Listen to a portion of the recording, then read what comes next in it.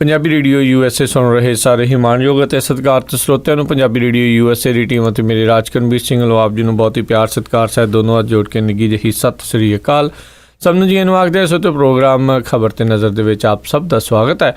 Programme ਖਬਰ ਤੇ ਨਜ਼ਰ ਜੋ ਕਿ ਤੁਹਾਡੇ ਲਈ ਅਸੀਂ ਪੇਸ਼ ਕਰਦੇ ਹਾਂ ਸ਼ਾਮ ਅਤੇ ਸਵੇਰ ਨੂੰ, ਤੇ ਅੱਜ ਸਵੇਰ ਦੇ 22 ਮਾਰਚ ਦਿਨ ਮੰਗਲਵਾਰ ਦੇ ਪ੍ਰੋਗਰਾਮ ਦੇ ਵਿੱਚ ਸਾਡੇ ਨਾਲ ਜੁੜਨਗੇ ਮਲੋਟ ਸਟੂਡੀਓਜ਼ ਤੋਂ ਮਿੰਟੂ ਗੁਰੂਸਰੀਆ ਜੀ। ਮਿੰਟੂ ਜੀ, ਜੀ ਆਇਆਂ ਨੂੰ ਪਿਆਰ ਭਰੀ ਨਿੱਘੀ ਸਤਿ ਸ੍ਰੀ ਅਕਾਲ। ਸ਼ੁਕਰੀਆ ਜੀ, ਸਾਰਿਆਂ ਨੂੰ ਪਿਆਰ ਭਰੀ ਸਤਿ ਸ੍ਰੀ ਅਕਾਲ ਜੀ। ਸਾਡੇ ਅੱਜ ਦੇ ਇਸ ਪ੍ਰੋਗਰਾਮ ਖਬਰ ਤੇ ਨਜ਼ਰ ਉਸ ਨੂੰ ਸਪਾਂਸਰ ਕਰਦੇ ਨੇ ਖਾਲਸਾ ਇੰਸ਼ੋਰੈਂਸ ਏਜੰਸੀ ਵਾਲੇ, ਜਿਨ੍ਹਾਂ ਦੇ ਕੋਲੋਂ ਤੁਸੀਂ ਹਰ ਤਰ੍ਹਾਂ ਦੀ ਇੰਸ਼ੋਰੈਂਸ ਕਰਵਾ ਸਕਦੇ ਹੋ। ਇੰਸ਼ੋਰੈਂਸ ਬਾਰੇ ਪਤਾ ਕਰਨ ਲਈ ਕਾਲ ਕਰ ਸਕਦੇ ਹੋ ਨੰਬਰ 408 272 2500 4082722500 ਤੇ ਇਸ ਦੇ ਨਾਲ ਸੁਵਿਧਾ ਸੁਰਜੀਤ ਸਿੰਘ ਖੰਗੂੜਾ ਤੇ ਪਰਿਵਾਰ ਸੈਨ ਹੋਜ਼ੇ ਤੋਂ, ਗੁਰਦੀਪ ਸਿੰਘ ਵਿਰਦੀ ਕਲੋਵਿਸ ਤੋਂ, ਨਵਜੋਤ ਕੌਰ ਕਲੋਟੀ ਯੂਨੀਵਰਸਿਟੀ ਤੋਂ, ਸਤਨਾਮ ਸਿੰਘ ਸ਼ੇਰਗਿੱਲ ਸੈਲਮਾ ਤੋਂ, ਸੁਰਿੰਦਰ ਕੌਰ ਧਾਮੀ ਸੀਰੀਜ਼ ਤੋਂ, ਬਲਦੇਵ ਸਿੰਘ ਢਾਲੀਵਾਲ ਰੀਨਾ ਤੋਂ, ਸੁਰਿੰਦਰ ਸਿੰਘ ਕਾਹਲੋ ਰੈਂਚੋ ਕਡੋਵਾ ਤੋਂ, ਕਾਬਲ ਸਿੰਘ ਬੈਂਸ ਮੋਡੈਸਟੋ ਤੋਂ ਅਤੇ ਦਲਬੀਰ ਸਿੰਘ ਗਿੱਲ ਲਾਈਵੋਕ ਤੋਂ। ਇਹਨਾਂ ਸਾਰਿਆਂ ਦਾ ਬਹੁਤ ਬਹੁਤ ਧੰਨਵਾਦ। ਜੇਕਰ ਤੁਸੀਂ ਜਾਂ ਕੋਈ ਹੋਰ ਕਾਰੋਬਾਰ ਇਸ ਪ੍ਰੋਗਰਾਮ ਨੂੰ ਸਪਾਂਸਰ ਕਰਨਾ ਚਾਹੁੰਦੇ ਹੋ, ਸੰਪਰਕ ਕਰ ਸਕਦੇ ਹੋ ਨੰਬਰ 408 722 7698 4087227698 ਦੇ ਉੱਤੇ। ਮਿੰਟੂ ਗੁਰੂਸਰੀਆ ਜੀ, ਅੱਜ ਦੀ ਜਿਹੜੀ ਪਹਿਲੀ ਖਬਰ ਆ ਉਹ ਆਪਾਂ ਕਰਦੇ ਹਾਂ ਵੀ ਹੁਣੇ ਕੁਛ ਚਿਰ ਪਹਿਲਾਂ ਹੀ ਬੈਲਜੀਅਮ ਦੀ ਰਾਜਧਾਨੀ ਬਰੂਸਲਸ ਤੋਂ ਜਿਹੜੇ ਆ 3 ਬੰਬ ਧਮਾਕਿਆਂ ਦੀ ਜਿਹੜੀ ਖਬਰ ਆ ਰਹੀ ਹੈ। 34 ਦੇ ਕਰੀਬ ਲੋਕਾਂ ਦੀ ਮੌਤ ਹੋਈ ਹੈ, ਤਕਰੀਬਨ 150 ਦੇ ਲੋਕ ਜਿਹੜੇ ਆ ਉਸ ਦੇ ਵਿੱਚ ਫੱਟੜ ਹੋਏ ਆ। ਹਾਂਜੀ, ਬੜੀ ਉਦਾਸ ਤੇ ਬੜੀ ਦਿਲ ਨੂੰ ਲੂਣ ਵਾਲੀ ਖਬਰ ਆ ਕਿ ਪੈਰਿਸ ਤੋਂ ਬਾਅਦ ਇਸ ਤਰ੍ਹਾਂ ਦਾ ਹਮਲਾ ਜਿਹੜਾ ਬੈਲਜੀਅਮ ਦੇ ਵਿੱਚ ਹੋਇਆ। ਔਰ ਇਹ ਹਮਲੇ ਜਿਹੜੇ ਲੜੀਵਾਰ, ਜਿਵੇਂ ਕਹਿ ਲਈਏ ਕਿ ਇੱਕ ਤਰੀਕੇ ਨਾਲ ਯੋਜਨਾਬੱਧ ਢੰਗ ਦੇ ਨਾਲ ਕੀਤੇ ਗਏ। ਏਅਰਪੋਰਟ ਤੇ ਹੋਇਆ ਕਾਮਲਾ, ਪਹਿਲਾ ਕੋਈ ਸ਼ਖਸ ਸੀਗਾ ਅਨਜਾਣ, ਜਿਹਨੂੰ ਆਪਾਂ ਆਤਮਘਾਤੀ ਕਹਿ ਸਕਦੇ ਹਾਂ, ਉਹਨੇ ਗੋਲੀਬਾਰੀ ਕੀਤੀ। ਬਾਅਦ ਦੇ ਵਿੱਚ ਮੈਟਰੋ 'ਚ ਇੱਕ ਧਮਾਕਾ ਹੋਇਆ, ਬਾਅਦ 'ਚ ਇੱਕ ਹੋਰ ਧਮਾਕਾ ਹੋਇਆ। 3 ਧਮਾਕਿਆਂ ਦੇ ਵਿੱਚ ਇਹ ਮੌਤਾਂ ਹੋਈਆਂ ਨੇ। ਔਰ ਇਹ ਦਿਲਚਸਪ ਗੱਲ ਹੈ ਕਿ ਪੈਰਿਸ ਦੇ ਜਿਹੜੇ ਹਮਲੇ ਹੋਏ ਸੀਗੇ ਉਹਦਾ ਮਾਸਟਰ ਮਾਈਂਡ ਹੈ ਜਿਹੜਾ ਅਬਦੁਲ ਸਲਾਹ, ਉਹ ਬ੍ਰਸਲਸ ਦੇ ਵਿੱਚੋਂ ਹੀ ਸ਼ਾਇਦ ਫੜਿਆ ਗਿਆ ਸੀਗਾ ਕੁਝ ਘੰਟੇ ਪਹਿਲਾਂ ਹੀ। ਇਸ ਘਟਨਾ ਤੋਂ ਕੁਝ ਸਮਾਂ ਪਹਿਲਾਂ ਹੀ ਉਹਨੂੰ ਇੱਥੋਂ ਫੜਿਆ ਸੀਗਾ ਤੇ ਉਹਦੇ ਫੜੇ ਜਾਣ ਤੋਂ ਬਾਅਦ ਤੁਰੰਤ ਇਹੋ ਜਿਹੇ ਮੁਲਕ ਦੇ ਵਿੱਚ ਹਮਲਾ ਹੋ ਜਾਣਾ, ਇਹ ਇਸ ਗੱਲ ਦੀ ਇੱਕ ਪ੍ਰੋੜਤਾ ਕਰਦਾ ਆ ਕਿ ਹੁਣ ਵਿਸ਼ਵ ਨੂੰ ਜੋ ਸ਼ਾਂਤੀ ਚਾਹੁੰਦੇ ਹਨ, ਜੋ ਅਮਨ ਅਮਾਨ ਨਾਲ ਰਹਿਣਾ ਚਾਹੁੰਦੇ ਆ, ਤਾਂ ਉਹਨਾਂ ਦਾ ਇੱਕ ਸੋਚਣ ਦਾ ਸਿਰ ਜੋੜ ਕੇ ਵੇਲਾ ਆ ਗਿਆ ਕਿ ਨੈਟਵਰਕ ਇੰਨਾ ਮਜ਼ਬੂਤ ਹੋ ਗਿਆ ਕਿ ਉਹਨਾਂ ਦਾ ਮਾਸਟਰ ਮਾਈਂਡ ਹੈ ਪੈਰਿਸ ਹਮਲਿਆਂ ਦਾ, ਉਹ ਫੜਿਆ ਜਾਂਦਾ। ਉਸੇ ਮੁਲਕ ਤੇ ਉਸੇ ਸ਼ਹਿਰ ਦੇ ਵਿੱਚ ਕੁਝ ਘੰਟਿਆਂ ਦੇ ਅੰਦਰ ਉਹ ਹਮਲਾ ਕਰਦੇ ਔਰ ਉਸ ਤੋਂ ਬਾਅਦ ISIS ਸੰਗਠਨ ਹੈ ਜਿਹੜਾ ਉਹਦੀ ਜ਼ਿੰਮੇਵਾਰੀ ਲੈਂਦਾ। ਸੋ ਇਹ ਸੋਚਣ ਦੀ ਗੱਲ ਹੈ, ਸਾਰਿਆਂ ਨੂੰ ਵਿਚਾਰਨ ਦੀ ਗੱਲ ਹੈ। ਇੱਥੇ ਜੇਕਰ ਕੋਈ ਮੁਲਕ ਇਹ ਸੋਚੇ ਕਿ ਇਸ ਅੱਗ ਦੀ ਖੇਡ ਦੇ ਵਿੱਚ ਮੈਂ ਕਮਾਈ ਕਰੀ ਜਾਵਾਂ ਹਥਿਆਰ ਵੇਚ ਕੇ, ਇਹ ਕਮਾਈ ਵੀ ਬਹੁਤੀ ਦੇਰ ਨਹੀਂ ਚੱਲਣੀ। ਇਹ ਜੰਗਲ ਦੀ ਅੱਗ ਨੇ ਕਿਹੜੇ ਰੁੱਖ ਨੂੰ ਆਪਣੀ ਲਪੇਟ ਦੇ ਵਿੱਚ ਲੈ ਲੈਣਾ, ਯਾਨੀ ਵੇਲਾ ਸੋਚਣ ਦਾ। ਪਰ ਜਿਹੜੇ ਨਿਰਦੋਸ਼, ਕਿਉਂਕਿ ਬਰੂਦ ਜਿਹੜੇ ਮਰਜ਼ੀ ਪਾਸਿਓਂ ਚੱਲੇ, ਚਾਹੇ ਅੱਤਵਾਦੀਆਂ ਵਾਲੇ ਪਾਸਿਓਂ ਚਾਹੇ ਇੱਧਰੋਂ ਚੱਲੇ, ਉਹ ਕਿਤੇ ਨਾ ਕਿਤੇ ਖੂਨ ਜਿਹੜਾ ਉਹਦੀ ਪਿਆਸ ਜਿਹੜੀ ਆ ਨਿਰਦੋਸ਼ਾਂ ਦੇ ਲਹੂ ਦਾ ਜ਼ਰੂਰ ਬੁਝਦੀ ਹੈ। ਤਾਂ ਇਹ ਅੱਜ ਵੀ ਨਿਰਦੋਸ਼ ਹੈ ਜਿਹੜੇ ਸ਼ਿਕਾਰ ਹੋਏ ਆ ਇਸ ਹਮਲੇ ਦਾ। ਤਾਂ ਨਿਰਦੋਸ਼ ਜੋ ਮਾਰੇ ਗਏ ਉਹਨਾਂ ਦੇ ਨਾਲ ਅਸੀਂ ਸੰਵੇਦਨਾ ਹੀ ਪ੍ਰਗਟ ਕਰ ਸਕਦੇ ਹਾਂ, ਪ੍ਰਗਟ ਕਰ ਸਕਦੇ ਹਾਂ। ਜਿਵੇਂ ਅੱਜ ਪੂਰੀ ਦੁਨੀਆ ਚਿੰਤਾ ਦੇ ਇੱਕ ਮਾਹੌਲ 'ਚ ਆ ਗਈ ਹੈ, ਦਹਿਸ਼ਤ ਦੇ ਮਾਹੌਲ 'ਚ ਆ ਗਈ ਹੈ ਕਿ ਜੇ ਉਹੋ ਜਿਹੇ ਮੁਲਕ ਜਿਨ੍ਹਾਂ ਨੂੰ ਵਿਕਸਿਤ ਮੁਲਕ ਕਹਿੰਦੇ ਆ, ਵਿਕਾਸਸ਼ੀਲ ਮੁਲਕ ਕਹਿੰਦੇ ਆ, ਜੋ ਇਸ ਤਰ੍ਹਾਂ ਆਸਾਨੀ ਨਾਲ ਸ਼ਿਕਾਰ ਬਣਦੇ ਜਾਂਦੇ ਆ, ਤੇ ਅਸੀਂ ਤੇ ਫਿਰ ਅੱਤਵਾਦੀਆਂ ਦੇ ਰਹਿਮੋ ਕਰਮ ਤੇ ਜੀ ਰਹੇ ਕਿ ਉਹ ਸਾਨੂੰ ਇੱਥੇ ਭਾਰਤ ਦੇ ਵਿੱਚ ਜਿਹੜਾ ਉਹ ਛੂਟ ਦਿੱਤੀ ਖੜੇ ਆ, ਵਰਨਾ ਸਾਡੀ ਤਾਂ ਕੁਛ ਰੱਖਿਆ ਨਹੀਂ ਹੈ। ਜੀ ਬਿਲਕੁਲ ਜੀ, ਇਸ ਚੀਜ਼ ਦੇ ਵਿੱਚ ਪੂਰੇ ਵਿਸ਼ਵ ਨੂੰ ਇੱਕ ਮੁੱਠ ਜਿਹੜਾ ਜੀ ਹੋਣਾ ਪਵੇਗਾ। ਅਗਲੀ ਜਿਹੜੀ ਆਪਾਂ ਗੱਲ ਕਰਦੇ ਹਾਂ ਵੀ ਖੇਤੀ ਕਰਜ਼ ਨਿਬੇੜਾ ਬਿੱਲ ਵਿਧਾਨ ਸਭਾ 'ਚ ਪਾਸ। ਇਹਨਾਂ ਨੇ ਆਖਰ ਲਮਕਾ ਕੇ ਜਿਹੜਾ ਪਾਸ ਕਰ ਦਿੱਤਾ। ਔਰ 10 ਸਾਲ ਪਹਿਲਾਂ ਇਸ ਬਿੱਲ ਦਾ ਖਰੜਾ ਤਿਆਰ ਹੋਇਆ ਸੀ, ਦੇਖੋ, ਤੇ ਉਸ ਤੋਂ ਬਾਅਦ ਖਰੜਾ ਤਿਆਰ ਹੋਣ ਤੋਂ ਬਾਅਦ 10 ਸਾਲ ਲੱਗੇ ਇਹਨੂੰ ਅਮਲ 'ਚ ਲਿਆਉਂਦਿਆਂ। ਹਾਲਾਂਕਿ ਅਮਲ 'ਚ ਅਜੇ ਵੀ ਅੱਧਾ ਅਧੂਰਾ ਆ, ਪੂਰੇ ਦਾ ਪੂਰਾ ਇਹ ਜਿਹੜਾ ਹਾਲੇ ਵੀ ਅਮਲ 'ਚ ਨਹੀਂ ਆਇਆ। ਕੁਛ ਨਾ ਕੁਛ ਹੈ ਜ਼ਰੂਰ ਇਹਦੇ ਵਿੱਚ, ਪਰ ਇਹਨੂੰ ਆਪਾਂ ਇੱਕ ਛੋਟੀ ਜਿਹੀ ਮਾਮੂਲੀ ਜਿਹੀ ਜਿੱਦਾਂ ਕਹਿ ਸਕਦੇ ਹਾਂ ਨਾ ਕਿ ਖੂਹ ਦੇ ਵਿੱਚ ਡੁੱਬੇ ਬੰਦੇ ਲਈ ਇੱਕ ਬੇਲ ਜਾਂ ਰੱਸਾ ਸੁੱਟਿਆ ਹਾਲੇ, ਉਹ ਉਹਦੇ ਤੱਕ ਉੱਪੜੇ ਜਾਂ ਨਾ ਉੱਪੜੇ ਇਹ ਸਮਾਂ ਦੱਸੇਗਾ। ਸੋ ਉਹ ਖੂਹ ਦੇ ਡੁੱਬੇਲੇ ਬੰਦੇ ਲਈ ਇੰਨੀ ਕੁ ਰਾਤ ਜ਼ਰੂਰ ਹੈ ਕਿ ਉੱਤੋਂ ਰੱਸਾ ਆ ਰਿਹਾ, ਔਰ ਉਹ ਰੱਸਾ ਉੱਤੇ ਚੜ੍ਹਦਿਆਂ ਰਾਹ 'ਚ ਟੁੱਟੇਗਾ ਜਾਂ ਉਹ ਸਿਰੇ ਤੱਕ ਲੈ ਜਾਏਗਾ, ਇਹ ਹਾਲੇ ਵੇਖਣਾ। ਪਰ ਇਹਦੇ ਵਿੱਚ ਇੱਕ ਦੋ ਗੱਲਾਂ ਜਿਹੜੀਆਂ ਉਹ ਸਾਫ਼ ਨਹੀਂ ਕੀਤੀਆਂ ਇਹਨਾਂ ਨੇ ਕਿ ਇਹਦੇ ਵਿੱਚ ਵਿਆਜ ਕਿੰਨਾ ਰੱਖਿਆ ਜਾਏਗਾ, ਆੜ੍ਹਤੀਏ ਜਿਹੜਾ ਕਰਜ਼ਾ ਦੇਣਗੇ ਹੁਣ, ਕਿਉਂਕਿ ਇਹਨਾਂ ਨੇ ਸਾਰੀ ਚੀਜ਼ ਨੇਮਬੱਧ ਕਰ ਦਿੱਤੀ ਹੈ ਕਿ ਆੜ੍ਹਤੀਏ ਜਿਹੜੇ ਪਾਸਬੁੱਕ ਜਾਰੀ ਕਰਨਗੇ ਬਕਾਇਦਾ, ਔਰ ਉਹਦੇ ਤੇ ਸਾਰੀ ਚੀਜ਼ ਛੋਟੀ ਛੋਟੀ ਰਕਮ ਦੱਸਣਗੇ, ਯਾਨੀ ਮਨਚਾਹੀ ਵਿਆਜ ਨਹੀਂ ਮਿਲੇਗੀ। ਇਹ ਇੱਕ ਰਾਹਤ ਹੈ। ਜਿੱਦਾਂ ਕੀ ਹੁੰਦਾ ਹੈ ਕਿ ਸਾਡੇ ਇੱਥੇ ਹੁਣ ਪੰਜਾਬ ਦੇ ਵਿੱਚ ਸਿਸਟਮ ਇਹ ਚੱਲਿਆ ਪਿਆ ਕਿ ਆੜ੍ਹਤੀਏ ਬਲੈਂਕ ਚੈੱਕ ਲੈ ਲੈਂਦੇ ਨੇ, ਔਰ ਪ੍ਰਨੋਟਾਂ ਵਾਲਾ ਕੰਮ ਤੇ ਚਲਾ ਗਿਆ, ਬਲੈਂਕ ਚੈੱਕ ਲੈ ਲੈਂਦੇ ਨੇ। ਜਦੋਂ ਕਿਤੇ ਉਹ ਆ ਜਾਂਦਾ ਡਿੱਕੇ ਕਿਸਾਨ, ਤਾਂ ਫਿਰ ਉਹ ਮਨਚਾਹੀ ਵਿਆਜ ਲਾ ਕੇ ਮਨਚਾਹਿਆ ਉਹ ਰਕਮ ਭਰ ਕੇ ਉਹ ਕੇਸ ਲਾ ਦਿੰਦੇ ਆ, ਤੇ ਉਸ ਤੋਂ ਬਾਅਦ ਕੁਰਕੀ ਕਰਵਾ ਲੈਂਦੇ ਆ। ਹਾਲਾਂਕਿ ਇਹਨਾਂ ਨੇ ਕਿਹਾ ਸੀਗਾ ਜੀ ਕਿ ਸਰ ਛੋਟੂ ਰਾਮ ਵਾਲਾ ਜਿਹੜਾ ਕਾਨੂੰਨ ਆ ਉਹ ਬਿਲਕੁਲ ਹੂ ਅਸੀਂ ਲਾਗੂ ਕਰ ਦਿੱਤਾ, ਪਰ ਉਹ ਝੂਠ ਆ। ਸਰ ਛੋਟੂ ਰਾਮ ਵਾਲਾ ਜਿਹੜਾ ਕਾਨੂੰਨ ਸੀ ਉਹਦੇ ਵਿੱਚ 30 ਲੱਖ ਰੁਪਏ ਤੱਕ ਸੈਟਲਮੈਂਟ ਦਾ ਸੀਗਾ ਕਿ 30 ਲੱਖ ਰੁਪਏ ਤੱਕ ਜਿਹੜਾ ਨਿਬੇੜਾ ਕਰ ਸਕਦਾ ਟ੍ਰਿਬਿਊਨਲ। ਜਿਵੇਂ ਇਹਨਾਂ ਨੇ ਬਣਾਇਆ ਇੱਕ ਜਿਵੇਂ ਹੇਠਲੇ ਪੱਧਰ ਦਾ ਟ੍ਰਿਬਿਊਨਲ, ਇੱਕ ਰਾਜ ਪੱਧਰ ਦਾ ਟ੍ਰਿਬਿਊਨਲ ਹੈ ਜੋ 15 ਲੱਖ ਤੱਕ ਨਿਬੇੜਾ ਕਰੇਗਾ, ਯਾਨੀ ਉਹ 30 ਲੱਖ ਤੱਕ ਸੀ, 15 ਲੱਖ ਤੱਕ ਹੈ। ਔਰ ਇਹਦੇ 'ਚ ਇਹ ਹੋਏਗਾ ਕਿ ਸਿਵਲ ਅਦਾਲਤਾਂ 'ਚ ਜਿਹੜੇ ਕੇਸ ਚੱਲਦੇ ਆ ਲੈਣ ਦੇਣ ਦੇ, ਉਹ ਵੀ ਇੱਧਰ ਸ਼ਿਫਟ ਹੋ ਜਾਣਗੇ। ਸੋ ਇਹ ਟ੍ਰਿਬਿਊਨਲ ਸੁਣਵਾਈ ਕਰਨਗੇ, ਔਰ ਟ੍ਰਿਬਿਊਨਲ ਦੀ ਮਿਆਦ ਹੈ ਜਿਹੜੀ ਉਹ ਇੱਕ ਦੀ 3 ਸਾਲ ਦੀ ਹੋਏਗੀ। ਪਰ ਦੂਜੇ ਪਾਸੇ ਜੇ ਗੱਲ ਕਰੀਏ ਤਾਂ ਇਹ ਇਕੱਲੇ ਆੜ੍ਹਤੀਏ ਨਹੀਂ, ਇਹ ਚਲੋ ਆੜ੍ਹਤੀਆਂ ਤੇ ਥੋੜੀ ਜਿਹੀ ਨਕੇਲ ਕੱਸ ਲੈਣਗੇ। ਔਰ ਦੂਜੀ ਗੱਲ ਕਿ ਬਾਦਲ ਸਰਕਾਰ ਜਿਹੜੀ ਆ ਬਹੁਤ, ਬਾਦਲ ਸਾਹਿਬ ਹੋਰੀ ਤਾਂ ਵੈਸੇ ਮੰਨੇ ਹੋਏ ਖਿਡਾਰੀ, ਹੰਢੇ ਹੋਏ ਖਿਡਾਰੀ ਹੈ। ਉਹਨਾਂ ਨੇ ਕੀ ਕੀਤਾ ਦੇਖੋ, ਇੱਕ ਪਾਸੇ ਅਜਮੇਰ ਸਿੰਘ ਲੱਖੋਵਾਲ ਹੈ ਮੰਡੀਕਰਨ ਬੋਰਡ ਦਾ ਚੇਅਰਮੈਨ, ਤੇ ਥੱਲੇ ਜਿਹੜਾ ਵਾਈਸ ਚੇਅਰਮੈਨ ਹੈ ਉਹ ਆੜ੍ਹਤੀਆਂ ਦਾ ਨੁਮਾਇੰਦਾ, ਇੱਕ ਪਾਸੇ ਜ਼ਿਮੀਂਦਾਰਾਂ ਦਾ, ਦੂਜੇ ਪਾਸੇ ਆੜ੍ਹਤੀਆਂ ਦਾ। ਤੋਂ ਆੜ੍ਹਤੀਏ ਵੀ ਐਡੀ ਛੇਤੀ ਇਹਨਾਂ ਨੂੰ ਸਾਰੀਆਂ ਰਾਤਾਂ ਜਿਹੜੀਆਂ ਸਾਰੀਆਂ ਰਹਿਤਾਂ ਉਹ ਮੰਨਣਗੇ ਨਹੀਂ।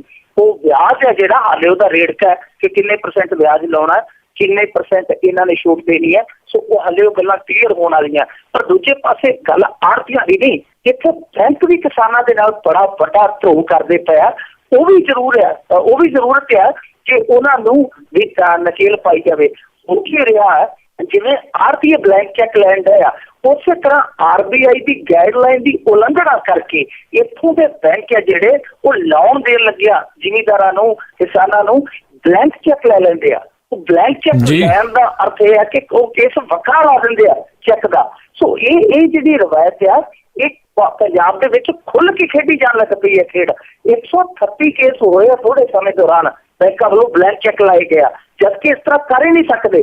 ਆ ਪਿੱਛੇ ਜੇ ਅਬੋਹਰ ਦੇ ਵਿੱਚ ਇੱਕ ਮਾਮਲਾ ਜਿਹੜਾ ਬੜਾ ਦਿਲਚਸਪ ਸਾਹਮਣੇ ਆਇਆ, ਇੱਕ ਕਿਸਾਨ ਸੀ ਉਹਦੀ ਮੌਤ ਹੋ ਗਈ 3 ਸਾਲ ਪਹਿਲਾਂ, ਤੇ ਬੈਂਕ ਮੈਨੇਜਰ ਨੇ ਚੱਕ ਕੇ ਉਹਦਾ ਬਲੈਂਕ ਚੈੱਕ ਲਾ ਦਿੱਤਾ। ਉਹਨੂੰ ਪਤਾ ਹੀ ਨਹੀਂ ਸੀ ਕਿ ਉਹ ਮਰ ਗਿਆ, ਤੇ ਜਦੋਂ ਕੋਰਟ ਨੇ ਕਿਹਾ ਤੇ ਉਹ ਤਾਂ ਬੰਦਾ ਮਰ ਗਿਆ, 3 ਸਾਲ ਹੋ ਗਏ, ਮੈਨੇਜਰ ਨੂੰ ਬਕਾਇਦਾ ਹੱਥ ਖੜੀ ਲੱਗ ਗਈ ਕਿ ਤੂੰ ਕਿਸ ਨਿਯਮ ਦੇ ਤਹਿਤ ਇਹਦੇ ਤੋਂ ਬਲੈਂਕ ਚੈੱਕ ਲਿਆ ਸੀਗਾ। ਸੋ ਇਹ ਥੋੜਾ ਜਿਹਾ ਇਸ ਪਾਸੇ ਵੀ ਧਿਆਨ ਦੇਣ ਦੀ ਲੋੜ ਹੈ, ਕਿਉਂਕਿ ਕਿਸਾਨਾਂ ਨੂੰ ਬੈਂਕ ਤੇ ਆੜ੍ਹਤੀਏ, ਅਸੀਂ ਸ਼ਾਹੂਕਾਰਾਂ ਦੀ ਗੱਲ ਕਰ ਦਿੰਦੇ, ਪਰ ਬੈਂਕਾਂ ਵਾਲੇ ਵੀ ਉਸੇ ਤਰੀਕੇ ਨਾਲ ਹੀ ਲੁੱਟਦੇ ਪਏ। ਜੀ ਬਿਲਕੁਲ। ਅਗਲੀ ਗੱਲ ਕਰਦੇ ਆ, ਅਕਾਲੀ ਵਿਧਾਇਕ ਪ੍ਰਗਟ ਸਿੰਘ ਹੁਣਾਂ ਨੇ ਆਪਣੀ ਸਰਕਾਰ ਨੂੰ ਰਗੜੇ ਲਾਏ। ਇਹ ਪ੍ਰਗਟ ਸਿੰਘ ਹੋਰੀ ਬੜੇ ਮੰਜੇ ਹੋਏ ਖਿਡਾਰੀ ਸੀਗੇ ਹਾਕੀ ਦੇ। ਜਦੋਂ ਡਾਊਨਫਾਲ ਚਲੀ ਗਈ ਹਾਕੀ 1990 ਦੇ ਦਹਾਕੇ 'ਚ, ਤੇ ਅਸੀਂ ਛੋਟੇ ਛੋਟੇ ਟੈਲੀਵਿਜ਼ਨ ਦੇ ਅੱਗੇ ਬਹਿੰਦੇ ਹੁੰਦੇ ਸੀ ਇਸੇ ਝਾਕ ਤੇ। ਉਹ ਇੱਕ ਜੂੜੇ ਤੇ ਰੁਮਾਲ ਹੁੰਦਾ ਸੀ ਜਿਹਦੇ ਤੇ ਉਹਦੇ ਤੇ ਆਸ ਹੁੰਦੀ ਸੀ ਕਿ ਪ੍ਰਗਟ ਹੀ ਹੈ, ਇਹੀ ਜੈ ਜੈਕਾਰ ਕਰੇਗਾ, ਦੂਜੇ ਤਾਂ ਜਿਹੜੇ ਆ ਮਿੱਟੀ ਦੇ ਮੱਧ ਹੋਗਾ। ਤਾਂ ਉਹ ਉਮੀਦ ਜਦੋਂ ਸਿਆਸਤ ਦੇ ਵਿੱਚ ਆਏ ਉਦੋਂ ਵੀ ਲੱਗੀ ਸੀ, ਇਹ ਆਏ ਸਿਆਸਤ ਦੇ ਵਿੱਚ ਇਹ ਹਾਰਦੇ ਨੇ, ਜਿਵੇਂ ਪੈਨਲਟੀ ਕਾਰਨਰ 'ਚ ਗੋਲ ਕਰਦੇ ਹੁੰਦੇ ਸੀਗੇ ਉਸ ਤਰ੍ਹਾਂ ਗੋਲ ਕਰਨਗੇ ਸਿਆਸਤ ਦੇ ਵਿੱਚ। ਪਰ ਇਹ ਜਿੱਦਾਂ ਕਹਿ ਲਈਏ ਕਿ 4 ਸਾਲ ਪਤਾ ਹੀ ਨਹੀਂ ਕਿੱਥੇ ਰਹੇ। ਹੁਣ ਯਾਦ ਆਇਆ ਅਚਾਨਕ, ਇਹ ਉੱਠ ਕੇ ਕਹਿੰਦੇ ਜੀ ਕਿ ਬਹੁਤ ਕੁਛ ਹੋ ਰਿਹਾ ਪੰਜਾਬ ਦੇ ਵਿੱਚ ਗਲਤ। ਇੱਕ ਜਮਸ਼ੇਰ ਪਿੰਡ ਆ ਜਲੰਧਰ ਦੇ ਨਜ਼ਦੀਕ, ਉੱਥੇ ਸੋਲਿਡ ਵੇਸਟ ਪਲਾਂਟ ਲੱਗਣਾ, ਉਹਦਾ ਵਿਰੋਧ ਕਰ ਲਿਆ ਇਹਨਾਂ ਨੇ ਕਿ ਉਹ ਨਹੀਂ ਲੱਗਣਾ ਚਾਹੀਦਾ ਕਿਉਂਕਿ ਪਿੰਡ ਵਾਲਿਆਂ ਦੀ ਜਿਹੜੀ ਹੈ ਉਹ ਸਿਹਤ ਵਿਗੜ ਜਾਏਗੀ ਇਹਦੇ ਨਾਲ। ਔਰ ਨਾਲ ਉਹਨਾਂ ਨੇ ਕੁਝ ਟਿੱਪਣੀਆਂ ਕੀਤੀਆਂ, ਉਹ ਕਹਿੰਦੇ ਕਿ ਨਸ਼ਾ ਰੋਕਣ 'ਚ ਨਾਕਾਮ ਰਹੀ ਹੈ ਸਰਕਾਰ, ਭ੍ਰਿਸ਼ਟਾਚਾਰੀ ਹੈ ਜਿਹੜੀ ਉਹ ਚਰਮ ਤੇ ਹੈ। ਉਹ ਨਾਲ ਇਹ ਵੀ ਕਹਿੰਦੇ ਆ ਕਿ ਜਿਹੜਾ ਬੰਦਾ ਸਿਆਸਤ ਦੀ ਕੁਰਸੀ ਤੇ ਬਹਿ ਜਾਂਦਾ ਉਹਨੂੰ ਮਜਬੂਰੀਆਂ ਘੇਰ ਲੈਂਦੀਆਂ, ਉਹ ਚਾਹ ਕੇ ਬੋਲ ਵੀ ਨਹੀਂ ਸਕਦਾ। ਨਾਲ ਹੁਣ ਇਹ ਕਹੀ ਜਾਂਦੇ ਆ, ਯਾਨੀ ਜਦੋਂ 4 ਸਾਲ ਸਹੂਲਤਾਂ ਭੋਗਣ ਦਾ ਵੇਲਾ ਸੀ ਉਦੋਂ ਇਹ ਧ੍ਰਿਤ ਰਾਸ਼ਟਰ ਬਣ ਕੇ ਸਭ ਕੁਛ ਵਹਿੰਦੇ ਰਹੇ। ਅੱਜ ਇਹਨਾਂ ਨੂੰ ਚੇਤਾ ਆ ਗਿਆ ਕਿ ਪੰਜਾਬ ਦੇ ਹਾਲਤ ਬੜੇ ਖਰਾਬ ਹੈ, ਤੇ ਹਾਲਤ ਜਿਹੜੇ ਖਰਾਬ ਕੀਤੇ ਉਹ ਸਾਡੀ ਸਰਕਾਰ ਨੇ ਕੀਤੇ ਹੈ। ਸੋ ਇਹ ਪ੍ਰਗਟ ਸਿੰਘ ਹੋਣੀ ਜਿਹੜੇ ਹੁਣ ਆਪਣੇ ਆਪ ਨੂੰ ਜਿਵੇਂ ਇੱਕ ਫੁੱਟਬਾਲ 'ਚ ਹੁੰਦਾ ਕਿ ਜਿਹੜਾ ਖਿਡਾਰੀ ਆਪਦੀ ਟੀਮ ਨੂੰ ਗੋਲ ਕਰਦੇ ਨੂੰ ਸੈਲਫ ਗੋਲ ਕਰ ਦਿੰਦੇ, ਉਹਨੂੰ ਸੈਲਫ ਗੋਲ ਕਰਾਰ ਦਿੰਦੇ ਆ, ਤੇ ਸੈਲਫ ਗੋਲ ਕਰਨ ਤੁਰ ਪਏ ਆ। ਪਰ ਇਹ ਬਹੁਤ ਵੇਲਾ ਲੰਘਾ ਕੇ ਬੋਲੇ ਆ, ਜਦੋਂ ਸਮਾਂ ਜਿਹੜਾ ਤਕਰੀਬਨ ਸਰਕਾਰ ਦੇ ਇਹ ਟਰਮ ਖਤਮ ਹੋਣ ਵਾਲੀ ਹੈ, ਉਦੋਂ ਇਹ ਚੀਜ਼ਾਂ ਜਿਹੜੀਆਂ ਖੁੱਲ ਕੇ ਸਾਹਮਣੇ ਲਿਆ ਰਿਹਾ। ਪਰ ਹਾਲੇ ਵੀ ਕੀ ਵਿਗੜਿਆ, ਹਾਲੇ ਵੀ ਕੋਲ ਇਹਨਾਂ ਦੇ ਵਿਧਾਇਕੀ ਆ, ਜਨਤਾ ਦੇ ਨੁਮਾਇੰਦੇ ਆ, ਕੁਛ ਕਰਕੇ ਵਿਖਾ ਦੇਣ, ਹੋਰ ਨਹੀਂ ਤਾਂ ਇੱਕ ਵਾਰੀ ਕੋਈ ਸਟੈਂਡ ਹੀ ਲੈ ਕੇ ਵਿਖਾ ਦੇਣ ਕਿ ਮੈਂ ਅਵਰੋਧ ਕਰਦਾ ਇਹਨਾਂ ਚੀਜ਼ਾਂ ਦਾ। ਅੱਜ ਇੱਥੇ ਤੁਹਾਡੀ ਫੇਲੀਅਰ ਹੈ, ਇਹਨਾਂ ਦਾ ਕਹਿਣ ਘੱਟੋ ਘੱਟ ਇਹ ਥੋੜੀ ਹੈ ਕਿ ਇਹ ਰਾਜਨੇਤਾ ਖਿਡਾਰੀ ਤੋਂ ਰਾਜਨੇਤਾ ਬਣ ਗਏ ਤੇ ਰਾਜਨੇਤਾ ਤੋਂ ਚਤੁਰ ਖਿਡਾਰੀ ਬਣ ਗਏ ਕਿ 4-4.5 ਸਾਲ ਸਭ ਕੁਛ ਵੇਖ ਲਿਆ, ਹੁਣ ਜਦੋਂ ਉਮੀਦ ਨਹੀਂ ਕਿ ਟਿਕਟ ਮਿਲੇਗੀ, ਜੇ ਨਹੀਂ ਮਿਲੇਗੀ ਹੁਣ ਜਿੰਦਾ ਸ਼ਹੀਦ ਬਣਨ ਤੁਰ ਪਏ। ਜੀ ਬਿਲਕੁਲ ਜੀ, ਇਹ ਸੌਖਾ ਤਰੀਕਾ ਆ। ਜਗਮੀਤ ਬਰਾੜ ਉਹਨਾਂ ਦਾ ਵੀ ਇੱਕ ਜਿਹੜਾ ਟਵਿੱਟਰ ਤੇ ਬਿਆਨ ਉਹ ਵੀ ਵਿਵਾਦ ਦੇ ਵਿੱਚ ਆਇਆ ਆ, ਜਿਸ ਦੇ ਵਿੱਚ ਉਹਨਾਂ ਨੇ ਇੱਕ ਬੋਲਿਆ ਵੀ ਆਮ ਆਦਮੀ ਪਾਰਟੀ ਦਾ ਗਰਾਊਂਡ ਲੈਵਲ ਦਾ ਵਰਕ ਚੰਗਾ ਚੱਲ ਰਿਹਾ ਹੈ ਕਾਂਗਰਸ ਨਾਲੋਂ। ਜਗਮੀਤ ਬਰਾੜ ਹੋਰੀ ਬੜੇ ਮੰਝੇ ਹੋਏ ਖਿਡਾਰੀ ਹੈ ਜੀ। ਇਹ ਵੀ ਸਿਆਸਤ ਦੇ ਜਿਵੇਂ ਕਹਿ ਲਈਏ ਵੀ ਪ੍ਰਗਟ ਸਿੰਘ ਹੀ ਹੈ, ਜਿਵੇਂ ਹਾਕੀ ਦੇ ਪ੍ਰਗਟ ਸਿੰਘ ਸੀ, ਇਹ ਸਿਆਸਤ ਦੇ ਪ੍ਰਗਟ ਸਿੰਘ ਹੈ। ਪਤਾ ਨਹੀਂ ਇਹਨਾਂ ਨੇ ਕਿੱਧਰ ਨੂੰ ਗੋਲ ਕਰ ਦੇਣਾ, ਕਿੱਧਰ ਨੂੰ ਹਿੱਟ ਮਾਰ ਦੇਣੇ ਆ। ਜਗਮੀਤ ਸਿੰਘ ਬਰਾੜ ਨੇ ਅੱਜ ਇੱਕ ਵਾਰ ਫੇਰ ਬਾਗੀ ਤੇਵਰ ਅਪਣਾ ਲਏ ਆ। ਹੁਣ ਟਵਿੱਟਰ ਤੇ ਤਾਂ ਉਹਨਾਂ ਨੇ ਹਾਲੇ ਥੋੜੀ ਜਿਹੀ ਟਿੱਪਣੀ ਹੈ ਜਿਹੜੀ ਉਹ ਮੁਲਾਇਮ ਰੱਖੀ ਹੈ। ਜਿਹੜਾ ਚੰਡੀਗੜ੍ਹ ਤੋਂ ਉਹਨਾਂ ਦਾ ਪ੍ਰੈਸ ਨੋਟ ਲੱਗਿਆ ਉਹਦੇ ਵਿੱਚ ਤੇ ਉਹਨਾਂ ਨੇ ਸਾਫ਼ ਕਿਹਾ ਕਿ ਕਾਂਗਰਸ ਹੈ ਜਿਹੜੀ ਉਹ ਜਿਸ ਹਾਲ ਦੇ ਨਾਲ ਚੱਲੀ ਤੇ ਉਹਦਾ ਨੰਬਰ ਹੈ ਜਿਹੜਾ ਉਹ ਸਾਡੀ ਰਹੇਗਾ, ਤੇ ਪਹਿਲੇ ਨੰਬਰ ਤੇ ਆਮ ਆਦਮੀ ਪਾਰਟੀ ਆ ਜਾਏਗੀ। ਪਹਿਲੇ ਨੰਬਰ ਤੇ ਆਮ ਆਦਮੀ ਪਾਰਟੀ ਆ ਜਾਏਗੀ, ਉਹ ਸਾਡੀ ਰਹਿ ਜਾਏਗੀ ਆਪਦੀ ਪਾਰਟੀ। ਤੇ ਇਹ ਆਪਣੇ ਆਪ ਦੇ ਵਿੱਚ ਬਿਆਨ ਬੜਾ ਕੁਝ ਸੋਚਣ ਲਈ ਮਜਬੂਰ ਕਰਦਾ ਕਿ ਘੱਟੋ ਘੱਟ ਕਾਂਗਰਸ ਨੂੰ ਪਾਰਟੀ ਹੈ ਤੁਹਾਡੀ, ਤੁਹਾਨੂੰ ਬੜਾ ਕੁਝ ਦਿੱਤਾ, ਕਾਂਗਰਸ ਨੂੰ ਦੂਜੇ ਨੰਬਰ ਤੇ ਰੱਖ ਲਓ, ਉਹਨਾਂ ਨੇ ਪਾਰਟੀ ਰੱਖ ਦਿੱਤਾ। ਇਹ ਜਗਮੀਤ ਬਰਾੜ ਹੋ ਰਹੀ ਹੈ ਜਿਹੜੇ ਇਹ ਕੋਈ ਵੇਲਾ ਸੀ ਜਗਮੀਤ ਸਿੰਘ ਬਰਾੜ ਦਾ, ਸਾਡੇ ਹਲਕੇ 'ਚ ਖੜੇ ਹੋਏ ਸੀ ਫਰੀਦਕੋਟ 'ਚ, ਸਰਦਾਰ ਸੁਖਬੀਰ ਸਿੰਘ ਬਾਦਲ ਹੋਰਾਂ ਨੂੰ ਇਹਨਾਂ ਨੇ ਹਰਾਇਆ ਸੀਗਾ। ਤੇ ਕੋਈ ਸਮਾਂ ਸੀ, ਉਹ ਵੇਲਾ ਸੀ ਜਦੋਂ ਲੰਬੀ ਹਲਕੇ ਦੇ ਵਿੱਚੋਂ ਮੁੰਡਿਆਂ ਨੇ ਸਪਰੇਅ ਜਿਹੜੀ ਹੁੰਦੀ ਹੈ ਕੀੜੇ ਮਾਰ ਦਵਾਈ, ਉਹ ਹੱਥਾਂ 'ਚ ਫੜ ਕੇ ਆਪਦੇ ਪਿਓਆਂ ਨੂੰ ਕਿਹਾ ਸੀਗਾ ਜੀ ਸਾਨੂੰ ਕਾਲੀਆਂ ਨੂੰ ਵੋਟ ਪਾਉਣ ਲਈ ਆਖੋਗੇ ਅਸੀਂ ਸਪਰੇਅ ਪੀ ਕੇ ਮਰ ਜਾਵਾਂਗੇ, ਵੋਟ ਪਾਉਣੀ ਹੈ ਤੇ ਆਵਾਜ਼ੇ ਪੰਜਾਬ ਨੂੰ ਪਾਵਾਂਗੇ। ਜਦੋਂ ਆਵਾਜ਼ੇ ਪੰਜਾਬ ਵੋਟਾਂ ਲੈ ਕੇ ਚਲੇ ਗਈ ਤੇ ਉਸ ਤੋਂ ਬਾਅਦ ਆਵਾਜ਼ੇ ਪੰਜਾਬ ਜਿਹੜੀ ਹੈ ਉਹ ਕਿਤੇ ਗੁੰਮਸੁੰਮੀ ਹੋ ਗਈ, ਆਵਾਜ਼ ਨਿਕਲਣੋਂ ਹੀ ਹਟ ਗਈ, ਦਿਖਾਈ ਨਹੀਂ ਦਿੱਤੀ। 5 ਸਾਲਾਂ ਬਾਅਦ ਫਿਰ ਆਵਾਜ਼ੇ ਪੰਜਾਬ ਨੇ ਜਦੋਂ ਆਵਾਜ਼ ਲਾਈ ਲੋਕਾਂ ਦੇ ਬੂਹੇ ਤੇ ਕਿਸੇ ਨੇ ਬੂਹਾ ਹੀ ਨਹੀਂ ਖੋਲਿਆ। ਮੁੜ ਕੇ ਆਵਾਜ਼ੇ ਪੰਜਾਬ ਅੱਜ ਵੀ ਗੂੰਜਦੀ ਫਿਰਦੀ ਹੈ, ਕਦੀ ਫਿਰੋਜ਼ਪੁਰ ਹਲਕੇ 'ਚ, ਕਦੇ ਕਿਤੇ ਕਦੇ। ਸੋ ਜਗਮੀਤ ਸਿੰਘ ਬਰਾੜ ਹੋਰਾਂ ਦੀਆਂ ਜਿਹੜੀਆਂ ਕਹਿ ਲਈਏ ਕਿ ਸਿਆਸੀ ਲਾਲਸਾਵਾਂ ਉਹ ਕੁਰਸੀ ਦੇ ਆਲੇ ਦੁਆਲੇ ਹਮੇਸ਼ਾ ਘੁੰਮਦੀਆਂ। ਵਾਪਸੀ ਕੀਤੀ ਸੀ ਕਾਂਗਰਸ ਪਾਰਟੀ ਦੇ ਵਿੱਚ ਨੇ ਇੱਕ ਉਮੀਦ ਨਾਲ, ਚਾਹੇ ਉਹ ਰੈਲੀ ਹੋਵੇ ਇਹਨਾਂ ਦੀ, ਉਸ ਤੋਂ ਬਾਅਦ ਚਾਹੇ ਇਹਨਾਂ ਨੇ ਯਾਤਰਾ ਵੀ ਕੱਢੀ ਸੀ ਭੀਮ ਕਤਲਕਾਂਡ ਨੂੰ ਲੈ ਕੇ, ਉਹਦੇ 'ਚ ਕੋਈ ਰਿਸਪੌਂਸ ਨਹੀਂ ਮਿਲਿਆ। ਤੇ ਉਸ ਤੋਂ ਬਾਅਦ ਨਾਲ ਦੀ ਨਾਲ ਹੀ ਫਿਰ ਰੰਗ ਬਦਲ ਕੇ, ਤੇਵਰ ਬਦਲ ਕੇ ਹੁਣ ਹਮਲਾਵਰੀ ਸ਼ੈਲੀ ਦੇ ਵਿੱਚ ਆ ਗਿਆ।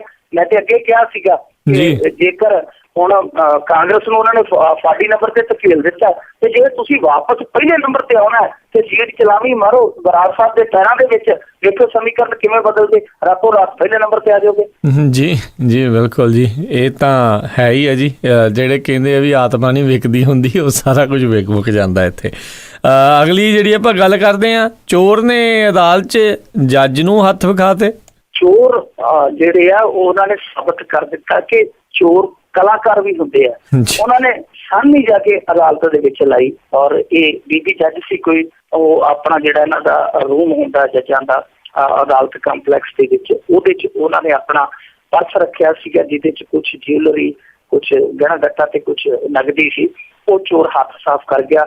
ਦੱਸਦੇ ਆ ਕਿ ਪਰਸ ਹੈ ਜਿਹੜਾ ਬੜੀ ਮਾੜੀ ਹਾਲਤ ਦੇ ਵਿੱਚ ਵਿਚਾਰਾ ਫਟਿਆ, ਲੀਰੋ ਲੀਰ ਹੋਇਆ, ਕਿਸੇ ਮਲੇ ਦੇ ਵਿੱਚੋਂ ਮਿਲਿਆ, ਮਲੇ ਦੇ ਵਿੱਚੋਂ ਪਾਟਿਆ ਹੋਇਆ ਪਰਸ ਹੀ ਮਿਲਿਆ, ਵਿੱਚੋਂ ਮਾਲ ਨਹੀਂ ਮਿਲਿਆ। ਜਾਨੀ ਮਾਲ ਜਿਹੜਾ ਆ ਉਹ ਚੋਰ ਨਾਲ ਲੈ ਗਿਆ, ਉਹ ਪਰਸ ਖਾਲੀ ਹੱਥ ਰਹਿ ਗਿਆ। ਹੁਣ ਬੜੀਆਂ ਦਿਲਚਸਪ ਟਿੱਪਣੀਆਂ ਆ ਰਹੀਆਂ ਸੋਸ਼ਲ ਮੀਡੀਆ ਤੇ ਵੀ, ਕੋਈ ਕਹਿੰਦਾ ਜੀ ਕਿ ਆਹ ਹੈ, ਕੋਈ ਕਹਿੰਦਾ ਉਹ ਹੈ, ਕੋਈ ਕਹਿੰਦਾ ਜੀ ਕੋਈ ਗੱਲ ਨਹੀਂ, ਜੱਜਾਂ ਨੂੰ ਕਿਹੜਾ ਘਾਟੇ ਆ, ਸੁੱਖ ਨਾਲ ਬਹੁਤ ਤਨਖਾਹ ਆ ਇਹ। ਤਾਂ ਦੂਜੇ ਪਾਸੇ ਜੇ ਗੱਲ ਕਰੀਏ, ਮੈਂ ਆਪਣੇ ਤੌਰ ਤੇ ਸੋਚਦਾ ਪਿਆ ਕਿ ਦੇਖੋ ਜੇ ਜੱਜ ਸੁਰੱਖਿਅਤ ਨਹੀਂ ਹੈ, ਇਹ ਪਹਿਲੀ ਵਾਰੀ ਨਹੀਂ ਹੋਇਆ, ਜੱਜਾਂ ਦੇ ਨਾਲ ਬਥੇਰੀ ਵਾਰੀ ਹੋਇਆ। ਜੇ ਜੱਜ ਸੁਰੱਖਿਅਤ ਨਹੀਂ ਤਾਂ ਫਿਰ ਸੁਰੱਖਿਅਤ ਕੌਣ ਆ? ਜੇ ਚੋਰਾਂ ਦੀ ਇੰਨੀ ਹਿੰਮਤ ਆ ਕਿ ਉਹ ਇੱਥੋਂ ਤੱਕ ਇਹਨਾਂ ਦੇ ਨਿੱਜੀ ਕਮਰਿਆਂ ਤੱਕ ਪਹੁੰਚ ਸਕਦੇ ਆ, ਤਾਂ ਫਿਰ ਆਮ ਸਾਡੇ ਤੁਹਾਡੇ ਵਰਗੇ ਜਿਨ੍ਹਾਂ ਦੇ ਬੂਹੇ ਬਾਰੀਆਂ ਉਹਨਾਂ ਦੇ ਅੱਗੇ ਚੁਟਕੀ ਦਾ ਕੰਮ ਹੈ ਉਹਨਾਂ ਲਈ, ਤਾਂ ਉਹ ਕਿੰਨੇ ਕੁ ਸੇਫ ਨੇ। ਦੂਜੇ ਪਾਸੇ ਮੈਂ ਯਾਦ ਕਰਦਾ ਪਿਆ ਸੀ ਪਾਨ ਸਿੰਘ ਤੋਮਰ ਦੀ ਗੱਲ ਹੈ। ਪਾਨ ਸਿੰਘ ਤੋਮਰ ਨੇ ਕਿਹਾ ਸੀਗਾ ਕਿ ਬੀੜ ਦੇ ਵਿੱਚ ਤੇ ਬਾਗੀ ਹੁੰਦੇ ਆ, ਡਾਕੂ ਤਾਂ ਸੰਸਦ 'ਚ ਬੈਠੇ ਆ। ਮੈਂ ਉਹ ਚੀਜ਼ ਤੋਂ ਹਿਸਾਬ ਲਾਇਆ ਜੀ ਕਿ ਜਿਹੜੇ ਛੋਟੇ ਮੋਟੇ ਜੇਬ ਕਤਰੇ ਸਟੇਸ਼ਨ ਤੇ ਫਿਰਦੇ ਆ ਉਹ ਤੇ ਬਿਲਕੁਲ ਗਰੀਬ ਗੁਰਬੇ ਹੀ ਆ, ਅਸਲੀ ਚੋਰ ਤੇ ਅਦਾਲਤਾਂ 'ਚ ਹੈ ਨਾ। ਜਿਸ ਨੰਬਰ ਤੇ ਇੱਕ ਹੋਰ ਮੈਂ ਪੜ੍ਹ ਰਿਹਾ ਸੀ ਕਿੱਸਾ, ਕਹਿੰਦੇ ਕਿ ਕਿਸੇ SSP ਨੂੰ ਫੋਨ ਆਇਆ ਉਹਦੀ ਸ਼੍ਰੀਮਤੀ ਦਾ, ਕਿ ਝਪਟ ਮਾਰ ਕੇ ਲੈ ਗਿਆ ਕੋਈ ਮੇਰਾ ਦਾ ਪਰਸ। ਉਹਨੇ ਕਿਹਾ ਚੁੱਪ ਕਰਕੇ ਘਰੇ ਚਲੀ ਜਾ, ਤਨਖਾਹ ਆਉਂਦੀ ਆ ਉਹਨੇ ਹੀ ਦੇ ਦੂੰਗਾ, ਹੁਣ ਮੇਰੀ ਬੇਇੱਜ਼ਤੀ ਨਾ ਕਰਾ। ਇਹ ਹੁਣ ਬੇਇੱਜ਼ਤੀ ਹੋਣ ਵਾਲਾ ਸੌਦਾ ਹੋ ਗਿਆ ਜੀ ਕਿ ਜੱਜ ਆਪਦਾ ਪਰਸ ਵੀ ਨਹੀਂ ਬਚਾ ਸਕੇ। ਜੀ ਬਿਲਕੁਲ। ਅਗਲੀ ਗੱਲ ਕਰਦੇ ਹਾਂ, ਯੋਗਾ ਕਾਰੋਬਾਰੀ ਰਾਮਦੇਵ ਲਈ ਨਵੀਂ ਮੁਸੀਬਤ, ਪੰਜਾਬ ਦੀ ਅਦਾਲਤ ਨੇ ਜਾਰੀ ਕੀਤੇ ਸੰਮਨ। ਹਾਂ ਬਿਲਕੁਲ ਜੀ, ਸ਼ਬਦ ਇਹਦੇ ਲਈ ਢੁਕਵਾਂ ਜਿਹੜਾ ਉਹ ਇਹੀ ਹੈ, ਯੋਗ ਕਾਰੋਬਾਰੀ ਜੀ। ਉਹ ਯੋਗ ਨਹੀਂ ਜਿਹੜਾ ਇਹ ਪੁੱਠੇ ਸਿੱਧੇ ਕਰਕੇ ਲੋਕਾਂ ਨੂੰ ਕਰਾਉਂਦਾ ਹੈ। ਯੋਗ ਦਾ ਮਤਲਬ ਇਹ ਹੈ ਕਿ ਕੇਵਲ ਇਹ ਜਿਹੜਾ ਬਿਲਕੁਲ ਪਰਫੈਕਟ ਕਾਰੋਬਾਰੀ ਇਹ ਹੈ। ਯੋਗ ਕਾਰੋਬਾਰੀ ਕੰਮ ਧੰਦੇ ਦਾ ਜਿਹੜਾ ਚਲਾਇਆ ਨੇ ਕੀਤਾ, ਉਹਦਾ ਯੋਗ ਇਹੀ ਹੈ ਕਾਰੋਬਾਰੀ। ਸੋ ਬਿਜ਼ਨਸ ਦਾ ਯੋਗ ਕਾਰੋਬਾਰੀ ਹੈ ਰਾਮਦੇਵ, ਔਰ ਉਸ ਯੋਗ ਕਾਰੋਬਾਰੀ ਦੀ ਮੁਸ਼ਕਿਲ ਹੈ ਜਿਹੜੀ ਉਹ ਪੰਜਾਬ ਦੇ ਵਿੱਚ ਵੱਡੀ ਹੁੰਦੀ ਜਾਂਦੀ ਹੈ ਦਿਨੋਂ ਦਿਨ।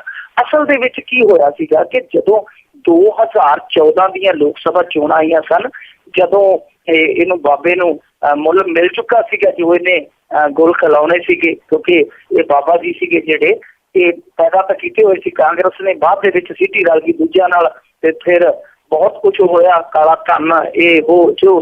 ਤਾਂ ਉਦੋਂ ਇਹਦਾ ਜਿਹੜਾ ਸੀ ਇਹਨੂੰ ਪਤਾ ਲੱਗਿਆ ਕਿ ਹੁਣ ਮੇਰੀ ਮਿਹਨਤ ਦਾ ਮੁੱਲ ਪੈਣ ਵਾਲਾ, ਤੇ ਖੁੱਲ ਕੇ ਬਾਬਾ ਬੋਲਦਾ ਸੀ। ਬੀਬੀ ਸੋਨੀਆ ਤੇ ਰਾਹੁਲ ਇਹਦੀ ਜ਼ੁਬਾਨ ਤੇ ਰਹਿੰਦੇ ਸਨ ਹਰ ਟਾਈਮ। ਉਦੋਂ ਇਹਨੇ ਇੱਕ ਬਿਆਨ ਦਿੱਤਾ ਸੀ ਕਿ ਜਿਹੜਾ ਰਾਹੁਲ ਗਾਂਧੀ ਹੈ ਉਹ ਗਰੀਬਾਂ ਦੇ ਘਰੇ ਹਨੀਮੂਨ ਮਨਾਉਣ ਜਾਂਦਾ ਹੈ। ਤਾਂ ਇਹ ਬਹੁਤ ਵੱਡਾ ਬਿਆਨ ਸੀ, ਦਲਿਤ ਭਾਈਚਾਰੇ ਨੇ ਬਹੁਤ ਜ਼ਿਆਦਾ ਬੁਰਾ ਬਣਾਇਆ ਸੀ। ਹੁਸ਼ਿਆਰਪੁਰ ਦੇ ਵਿੱਚ ਉਹਨੇ ਦਿਨੀ ਇੱਕ ਕੇਸ ਦਰਜ ਕਰ ਦਿੱਤਾ ਗਿਆ ਦਲਿਤ ਭਾਈਚਾਰੇ ਦੇ ਕੁਝ ਵਿਅਕਤੀਆਂ ਵੱਲੋਂ। ਤਾਂ ਇਸ ਬਾਬੇ ਨੂੰ ਸਾਹਮਣੇ ਕੀਤੀ ਗਈ, ਇੱਕ ਦੋ ਵਾਰੀ ਇਹਨੂੰ ਬੁਲਾਇਆ ਗਿਆ, ਨਹੀਂ ਆਇਆ। ਅਖੀਰ ਫਰਵਰੀ ਤੱਕ ਦਾ ਇਹਨੂੰ ਟਾਈਮ ਦਿੱਤਾ ਗਿਆ, ਫਰਵਰੀ 'ਚ ਫੇਰ ਨਹੀਂ ਆਇਆ। ਹੁਣ ਸਮਾਂ ਜਿਹੜਾ ਉਹ ਇਹਨੂੰ ਅਪ੍ਰੈਲ ਤੱਕ ਦਿੱਤਾ ਗਿਆ ਕਿ ਜੇ ਤੂੰ ਅਪ੍ਰੈਲ ਤੱਕ ਪੇਸ਼ ਹੋ ਗਿਆ ਤੇ ਠੀਕ ਆ, ਨਹੀਂ ਤੇ ਫਿਰ ਜਿਵੇਂ ਲਿਆਉਂਦੇ ਹੁੰਦੇ ਪੁਲਿਸ ਵਾਲੇ ਉਵੇਂ ਲੈ ਆਉਣਗੇ। ਸੋ ਹੁਣ ਬਾਬੇ ਦੀਆਂ ਮੁਸ਼ਕਿਲਾਂ ਜਿਹੜੀਆਂ ਵੱਧ ਜਾਣਗੀਆਂ। ਵੈਸੇ ਬਾਬਾ ਮੇਰੇ ਮੂੰਹੋਂ ਨਿਕਲ ਗਿਆ ਯੋਗ ਕਾਰੋਬਾਰੀ, ਤਾਂ ਕਾਰੋਬਾਰੀ ਸਾਹਿਬ ਨੂੰ ਹੁਣ ਫਿਰ ਪੁਲਿਸ ਆਪੇ ਲੈ ਆਊਗੀ ਜੇਕਰ ਨਹੀਂ ਪੇਸ਼ ਹੁੰਦਾ। ਪਰ ਇਹਨੇ ਜਿਹੜਾ ਬਿਆਨ ਦਿੱਤਾ ਸੀਗਾ ਉਹ ਬਿਆਨ ਇਸ ਲਾਇਕ ਸੀ ਕਿ ਇਸ ਤੇ ਇਕੱਲਾ ਕੇਸ ਹੀ ਨਾ ਚੱਲੇ, ਤੇ ਕਾਰਵਾਈ ਵੀ ਹੋਣੀ ਚਾਹੀਦੀ ਆ। ਪਰ ਵੇਖੋ ਇਹਨਾਂ ਬੰਦਿਆਂ ਦੀਆਂ ਚਾਲਾਂ ਦੇਖੋ, ਇਹਨੇ ਇਸ ਤਰੀਕੇ ਤੇ ਪੇਸ਼ ਤੇ ਕੀ ਹੋਣਾ ਸੀ, ਆਪਣੇ ਵਕੀਲਾਂ ਤੋਂ ਇਹ ਰਿਟ ਲਵਾ ਦਿੱਤੀ, ਇਹ ਅਰਜ਼ੀ ਲਵਾ ਦਿੱਤੀ ਕਿ ਇਹ ਕੇਸ ਹੈ ਜਿਹੜਾ ਇੱਥੋਂ ਟ੍ਰਾਂਸਫਰ ਕਰਕੇ ਪਟਨੇ ਭੇਜ ਦਿਓ, ਯਾਨੀ ਇੱਥੋਂ ਪੁੱਟ ਕੇ ਪਟਨੇ ਭੇਜ ਦਿਓ।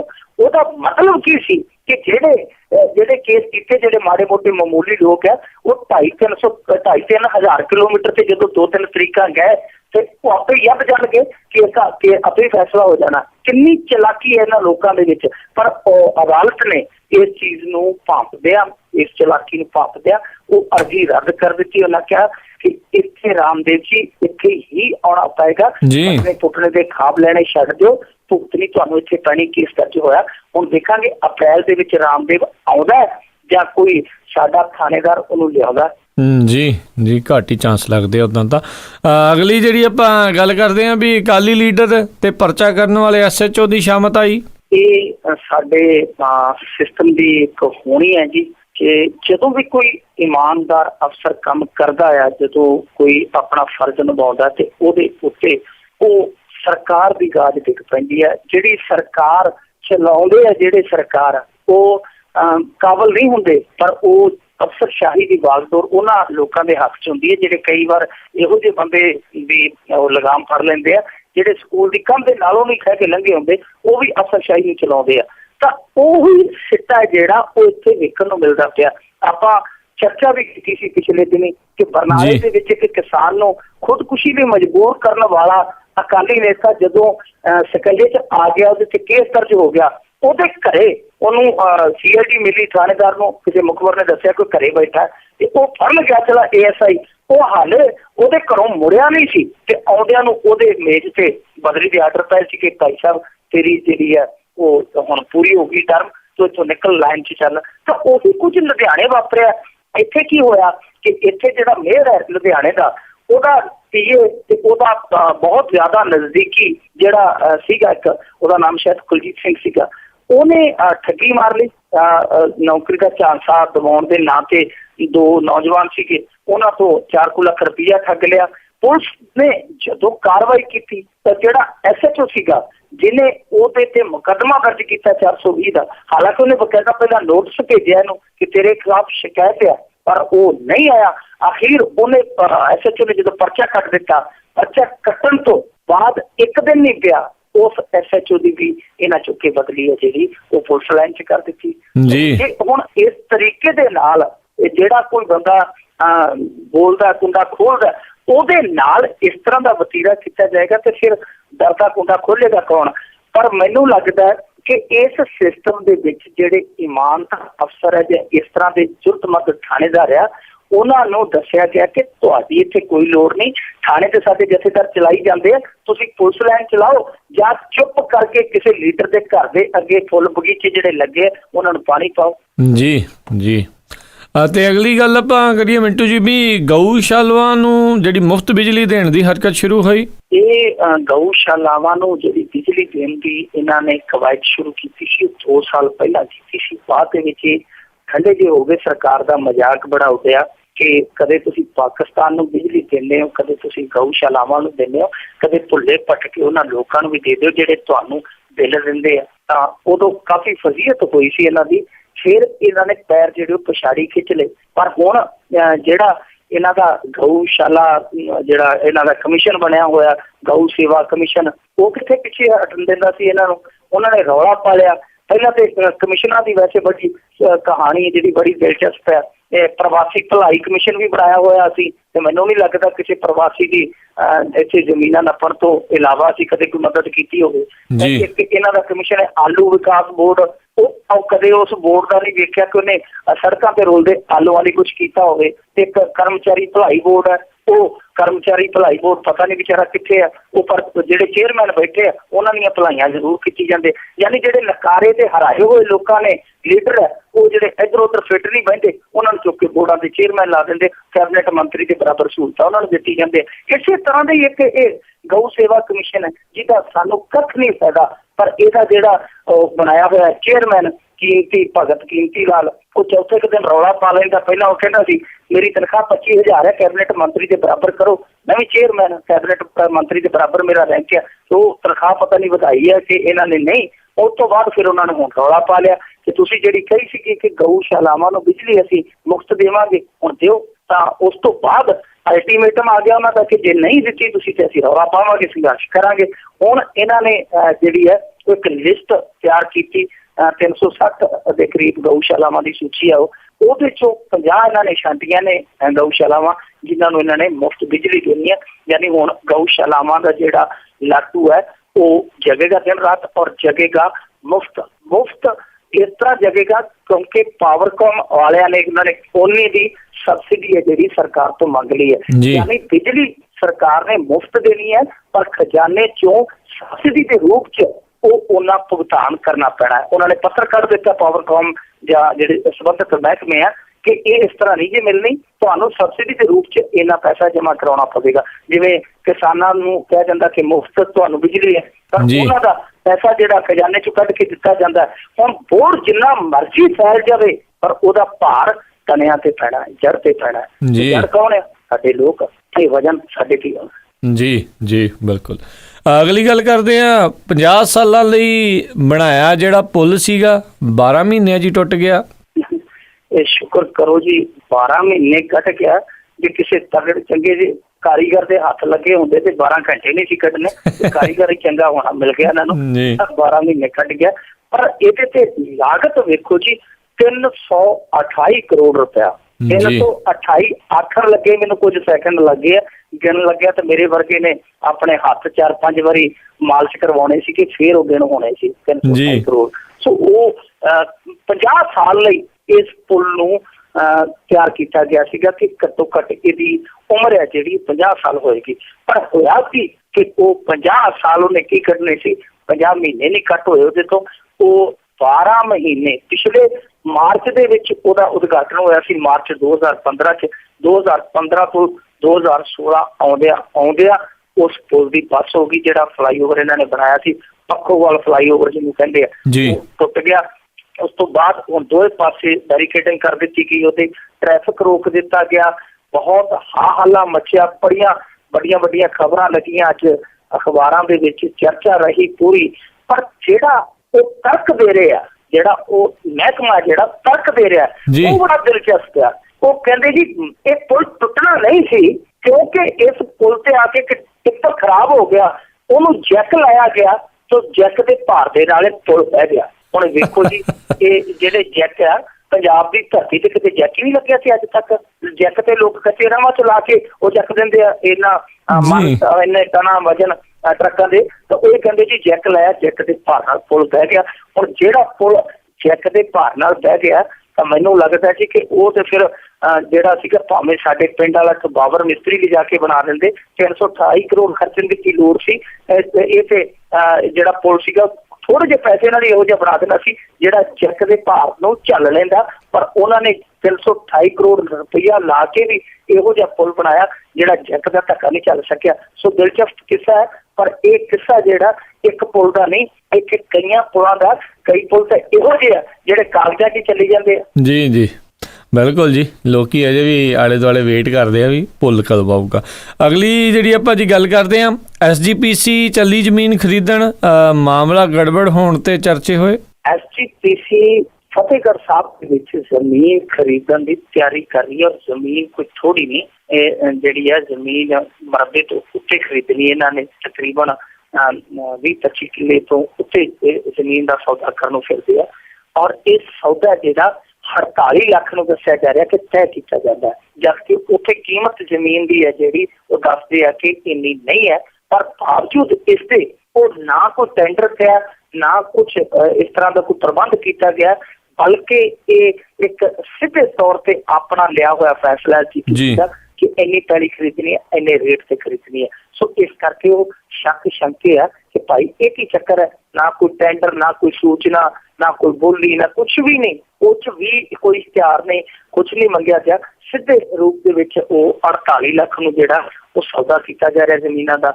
ਔਰ ਦਿਲਚਸਪ ਗੱਲ ਕੀ ਹੈ, ਉਹ ਇਹ ਆ ਕਿ ਫਤਿਹਗੜ੍ਹ ਸਾਹਿਬ ਦੇ ਵਿੱਚ ਪਹਿਲਾਂ SGPC ਕੋਲ ਜ਼ਮੀਨ ਸੀ, ਵਾਧੂ ਜ਼ਮੀਨ ਸੀ। ਉਹ ਜ਼ਮੀਨ ਇਹਨਾਂ ਨੇ ਸ਼੍ਰੀ ਗੁਰੂ ਗ੍ਰੰਥ ਸਾਹਿਬ ਜਿਹੜੀ ਯੂਨੀਵਰਸਿਟੀ ਬਣੀ ਹੈ ਉਹਨੂੰ ਦੇ ਦਿੱਤੀ, ਉਹਦੇ ਤੇ ਯੂਨੀਵਰਸਿਟੀ ਬਣਾ ਦਿੱਤੀ। ਚਲੋ ਚੰਗਾ ਕੀਤਾ, ਪਰ ਉੱਥੇ ਹੁਣ ਸਭ ਕੁਛ ਮੌਜੂਦ ਆ, ਵਿਦਿਅਕ ਸੰਸਥਾਨ ਨੇ, ਹਸਪਤਾਲ ਹੈ, ਸਭ ਕੁਛ ਹੈ। ਤਾਂ ਇਹ ਹੁਣ ਤਰਕ ਦੇ ਰਹੇ ਆ। ਜਦੋਂ ਇਹਨਾਂ ਨੂੰ ਕਿਸੇ ਨੇ ਪੁੱਛਿਆ ਕਿ ਭਾਈ ਤੁਸੀਂ ਉੱਥੇ ਹੁਣ ਜ਼ਮੀਨ ਦਾ ਕੀ ਕਰਨਾ ਹੈ, ਇਹ ਕਹਿੰਦੇ ਜੀ ਅਸੀਂ ਉੱਥੇ ਸਕੂਲ ਕਾਲਜ ਖੋਲਣੇ ਆ। ਤੇ ਸਕੂਲ ਕਾਲਜ ਖੋਲਣੇ ਆ ਤੇ ਇਹਨਾਂ ਨੂੰ ਬੰਦਾ ਪੁੱਛੇ, SGPC ਦੇ ਕੋਲ 20,000 ਕਿੱਲਾ ਪੈਲੀ ਹੈ, 20,000 ਏਕੜ। 20,000 ਏਕੜ ਦੇ ਵਿੱਚੋਂ ਜਿੰਨੀ ਚਲੋ ਤੁਸੀਂ ਫਤਿਹਗੜ੍ਹ ਸਾਹਿਬ ਦੇ ਵਿੱਚ ਵਰਤਣੀ ਹੈ ਤੇ ਉਹਦਾ ਤਬਾਦਲਾ ਵੀ ਕੀਤਾ ਜਾ ਸਕਦਾ ਕਿ ਉੱਥੋਂ ਵੇਚ ਕੇ, ਉੱਥੋਂ ਜਾਂ ਬਦਲ ਕੇ ਇੱਥੇ ਲਈ ਜਾਵੇ। ਕੁਛ ਇਸ ਤਰ੍ਹਾਂ ਦੀ ਸੈਟਲਮੈਂਟ ਵੀ ਕੀਤੀ ਜਾਂਦੀ ਹੈ, ਪਰ ਸੈਟਲਮੈਂਟ ਇੱਧਰ ਨਹੀਂ, ਸੈਟਲਮੈਂਟ ਉਹ ਦੂਜੇ ਪਾਸੋਂ ਕਰਦੇ ਪਏ ਆ। ਅਸਲੀ ਜਿਹੜੀ 20,000 ਏਕੜ SGPC ਦੀ ਜ਼ਮੀਨ ਆ, ਉਹ ਤੇ ਸਾਡੇ ਜਿਹੜੇ ਸੂਬੇ ਨੂੰ ਚਲਾਉਂਦੇ, ਸੂਬੇ ਨੂੰ ਰੇੜਦੇ ਆ, ਉਹਨਾਂ ਦੇ ਨਾਂ ਤੇ ਵੀ ਸ਼ਾਹਬਾਦ ਪਟਾ ਬੋਲਦਾ 99 ਸਾਲਾਂ ਦਾ। ਉੱਥੇ ਟਰਸਟ ਬਣਿਆ ਹੋਇਆ ਉਸੇ ਜ਼ਮੀਨ ਤੇ। ਸੋ ਇਹ ਜਿਹੜੀ SGPC ਦੀ ਜ਼ਮੀਨ ਆ, ਉਹਦੇ ਤੇ ਹੱਲ ਜਿਹੜੇ ਉਹ ਬਗਾਨਿਆਂ ਦੇ ਚੱਲਦੇ ਆ ਤੇ SGPC ਗੁਰੂ ਕੀ ਗੋਲਕ ਚੁਗਾ ਹੋਰ ਜ਼ਮੀਨਾਂ ਲੈਣ ਨੂੰ ਫਿਰਦੀ ਹੈ। ਔਰ ਇਹ ਵੀ ਵੇਖੋ ਕਿ ਕਾਰਜਕਾਰਨੀ ਹੈ, ਇਹ ਕਾਰਜਕਾਰਨੀ ਕਮੇਟੀ ਹੈ, ਮਤਲਬ ਕਿ ਕੰਮ ਚਲਾਊ। ਹੁਣ ਕੰਮ ਚਲਾਊ ਕਮੇਟੀ ਜੇ ਕਰੋੜਾਂ ਅਰਬਾਂ ਦੇ ਸੌਦੇ ਕਰਦੀ ਹੈ ਤੇ ਫਿਰ ਉਹਨੂੰ ਕੰਮ ਚਲਾਊ ਕਿਵੇਂ ਕਵਾਂਗੇ? ਉਹ ਤੇ ਕੰਮ ਜਿਹੜਾ ਸਿਰੇ ਲਾਊ ਕਵਾਂਗੇ ਫਿਰ ਉਹਨੂੰ। ਜੀ ਜੀ ਬਿਲਕੁਲ ਸਹੀ ਗੱਲ ਹੈ ਜੀ, ਬਿਲਕੁਲ। ਤੇ ਬਹੁਤ ਬਹੁਤ ਤੁਹਾਡਾ ਧੰਨਵਾਦ ਕਰਦੇ ਹਾਂ ਜੀ ਮਿੰਟੂ ਗੁਰਸਰੇ ਜੀ, ਤੁਸੀਂ ਸਾਡੇ ਨਾਲ ਜੁੜੇ, ਇਹਨਾਂ ਖਬਰਾਂ ਦੇ ਬਾਰੇ ਸਾਨੂੰ ਵਿਸਥਾਰ ਦੇ ਵਿੱਚ ਜਾਣਕਾਰੀ ਦਿੱਤੀ। ਅਗਲੇ ਬੁਲਟਨ ਤੱਕ ਲਈ ਤੁਹਾਡਾ ਬਹੁਤ ਬਹੁਤ ਧੰਨਵਾਦ, ਮਿਹਰਬਾਨੀ, ਸਤਿ ਸ਼੍ਰੀ ਅਕਾਲ। ਸ਼ੁਕਰੀਆ ਜੀ ਸਰ। ਇਸ ਉੱਤੇ ਇੱਥੇ ਹੀ ਸਾਡਾ ਅੱਜ ਦਾ ਇਹ ਪ੍ਰੋਗਰਾਮ ਆ ਉਹ ਹੁਣ ਸਮਾਪਤ ਹੁੰਦਾ ਹੈ। ਹੁਣ ਮੈਨੂੰ ਰਾਜਕਨਵੀਰ ਸਿੰਘ ਨੂੰ ਵੀ ਇਜਾਜ਼ਤ ਦਿਓ। ਮੇਰੇ ਵੱਲੋਂ ਵੀ ਆਪ ਸਭ ਨੂੰ ਬਹੁਤ ਪਿਆਰ ਸਤਿਕਾਰ ਸਹਿਤ ਦੋਨੋਂ ਹੱਥ ਜੋੜ ਕੇ ਨਿੱਘੀ ਜਿਹੀ ਸਤਿ ਸ਼੍ਰੀ ਅਕਾਲ ਹੈ। ਜਿਹਨਾਂ ਵਾਸਤੇ ਰਹੋ, ਹੱਸਦੇ ਖੇਲਦੇ ਰਹੋ ਤੇ ਸੁਣਦੇ ਰਹੋ ਪੰਜਾਬੀ ਰੇਡੀਓ USA।